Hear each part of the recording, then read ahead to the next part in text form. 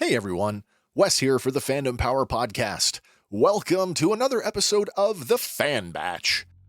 In this video, we'll be taking a look at the updated character models of Clone Force 99 as they appear in Season 2 of Star Wars The Bad Batch, and we'll compare them to their Season 1 counterparts. At first glance, you might think these new looks are just a simple repaint, but as we look closer, you'll see that it's far more than that. Right off the top, there are a few common elements that all the clones have adopted. The first one, and probably the most prudent, is that all of the Clone Force 99 insignias have been removed. Which is a good idea considering they're operating in a galaxy where the Empire presumes that these clones are dead. Secondly, it looks like all of the clones have removed or modified pieces of their armor that would have restricted movement. For example, everyone except Echo has removed the backs of their thigh armor, and all of the clones have ditched their cod pieces. So let's go through them one by one and take a closer look at what else has changed. Looking at Hunter, there's a lot going on here. He has a pretty significant change to his color scheme, which includes the removal of the skull tattoo from his helmet. He's also added a scarf or some other kind of neck wrap, like maybe a shemag, and now he's sporting new shoulder pauldrons. And that detail kind of echoes what we saw in the evolution of Din Djarin's armor back in The Mandalorian. As Mando acquired more Beskar, his armor got better. Except in this case, we're seeing the opposite effect. With their home on Kamino destroyed and the clones now on the run from the Empire, they have to scrounge and make do with whatever they can get their hands on to make any repairs or replace any components. Another good example of this is Hunter's right bicep that has also been replaced. Gone are the forearm vambraces in favor of some new fabric wraps, as are the plates on the back of his hands. But it does look like Hunter has kept his signature vibroblade sheath. Hunter also sports a new belt, and it's very reminiscent of the style worn by Luke Skywalker and Han Solo throughout the original trilogy. Looking at Echo, the changes don't seem to be quite as drastic as Hunter, but there are still some interesting things going on here. The most drastic change is that entire sections of his cuirass have been cut out from around his armpits, revealing a new red body glove. And gone is the bicep armor from his human arm.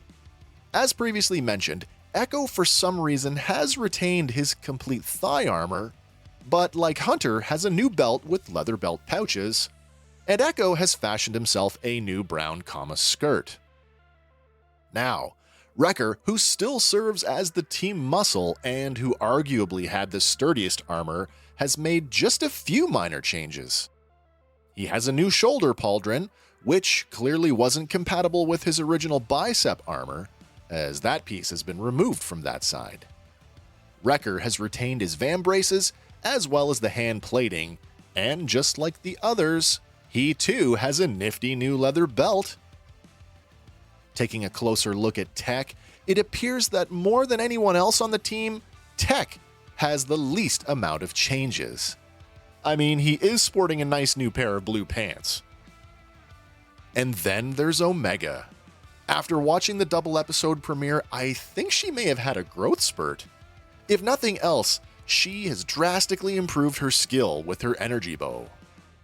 Omega wears the same bandolier and belt that she picked up by the end of Season 1, but gone is the uniform that all the children in Topoka City wore. Omega now wears something far more utilitarian. Looking at her outfit, it appears to have a denim quality to it, like she's wearing a pair of jeans and maybe a jean jacket.